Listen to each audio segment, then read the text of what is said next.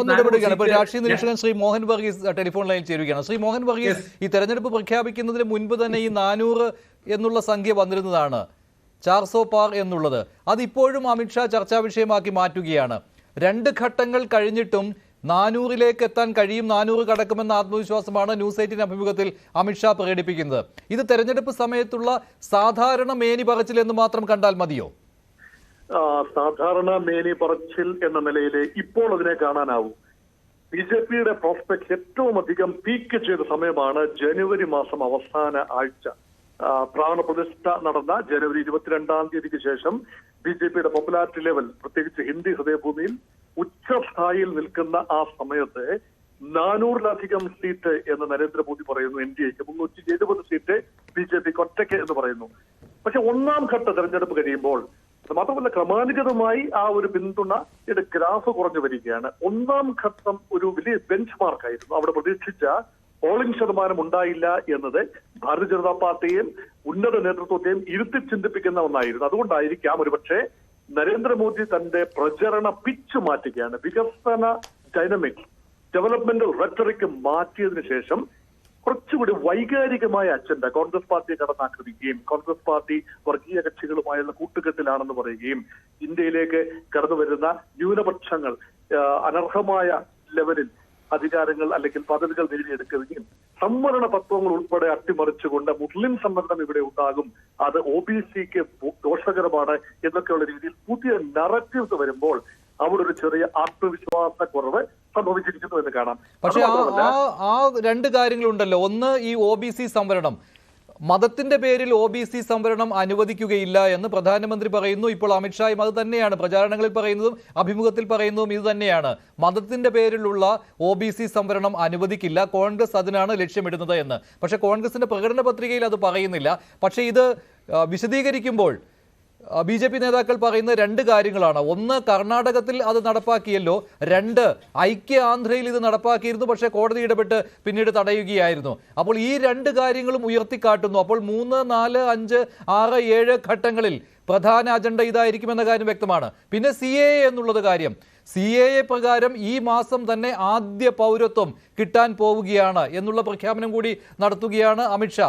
അതായത് ഇത് രണ്ടുമായിരിക്കും അജണ്ട നിശ്ചയിക്കുന്നത് എന്ന കാര്യം വ്യക്തമാണല്ലോ ഇനിയുള്ള ഘട്ടങ്ങളിൽ.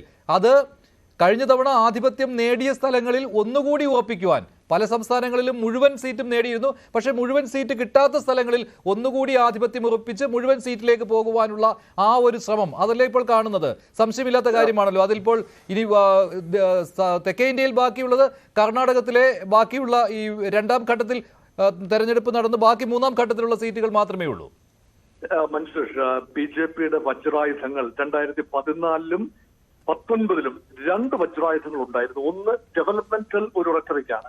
തീർച്ചയായും മധ്യവർഗത്തെയും നഗര വോട്ടർമാരെയും വിദ്യാസമ്പന്നരെയും വ്യാവസായിക ലോകത്തെയും എല്ലാം തന്നെ സ്വാധീനിച്ച ഒന്നാണ് വികസന മുദ്രാവാക്യം. അതൊന്ന്, അഴിമതിരഹിത വികസന മുദ്രാവാക്യം. അതിൽ ആകർഷ്ടരാകാൻ പറ്റാതെ പോകുന്നവരെ സംബന്ധിച്ചിടത്തോളം ജാതി കണക്കുകളിൽ ആദ്യമായിട്ടാണ് BJP 1-ാം സോഷ്യൽ എഞ്ചിനീയറിംഗിലൂടെ ഒരു OBC മുഖത്തെ പ്രധാനമന്ത്രിയായിട്ട് 2014 നരേന്ദ്രമോദി എന്ന മോദ്ഗഞ്ച് കമ്മ്യൂണിറ്റി, അത് ഗുജറാത്തിലെ ഒരു OBC വിഭാഗമാണ്.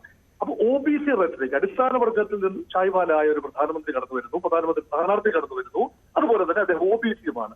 60% പല സംസ്ഥാനങ്ങളിലെയും ജനസംഖ്യയുടെ 50 മുതൽ 60% വരെയെങ്കിലും OBCയാണ്. അപ്പൊ OBCയുടെ വോട്ട് പലതായി ചിതറുന്ന കാഴ്ചയാണ്. പ്രത്യേകിച്ച് ഉത്തർപ്രദേശിൽ യാദവ് OBC സമാജ്വാദി പാർട്ടിക്ക് അനുകൂലമായും ബീഹാറിൽ രാഷ്ട്രീയ ജനതാദളിന് അനുകൂലമായും അങ്ങനെയൊക്കെ നിന്ന ഒരു സമയമാണ്.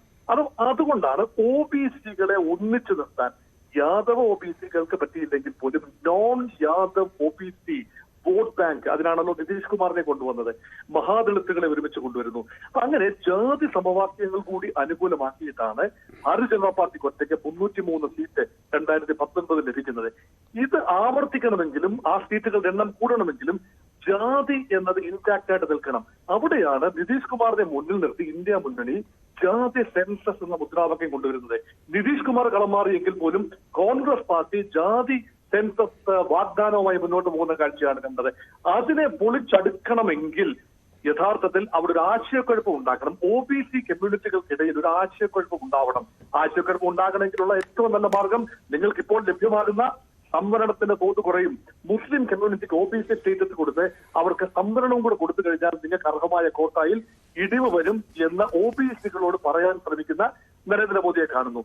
അതാണ് ആ ഒരു ആയുധം.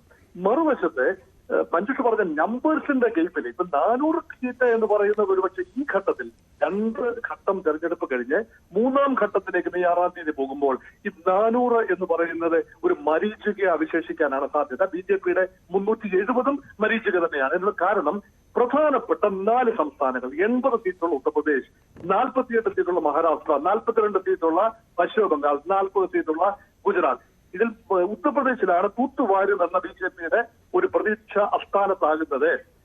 സമാജ്വാദി പാർട്ടിയുടെ അണികളിൽ കാണുന്ന വർദ്ധിതമായ ഒരു വീര്യം. അത് മാത്രമല്ല, കഴിഞ്ഞ പ്രാവശ്യം സമാജ്വാദി പാർട്ടി കോൺഗ്രസ് അലയൻസ് ഇല്ലായിരുന്നു. ആ അലയൻസ് കല്ലുകടികളൊന്നും ഇല്ലാതെ തന്നെ ഒരുമാതിരി കൺസോളിഡേറ്റഡ് ആകുന്ന ഒരു അവസ്ഥയാണ്. കഴിഞ്ഞ പ്രാവശ്യത്തെ 63-ൽ നിന്നും ഏറെ മുന്നോട്ട് പോകാനാവുമെന്ന ആദ്യ പ്രതീക്ഷ മാറിയിരിക്കുന്നു. ഒരുപക്ഷെ കഴിഞ്ഞ പ്രാവശ്യമുള്ള BJPയുടെ നമ്പേഴ്സ് തന്നെ ആവർത്തിക്കാനുള്ള സാധ്യത മാത്രമേ ഉത്തർപ്രദേശിൽ ശരി ശ്രീ മോഹൻ ഇടപെടുകയാണ്. ശ്രീ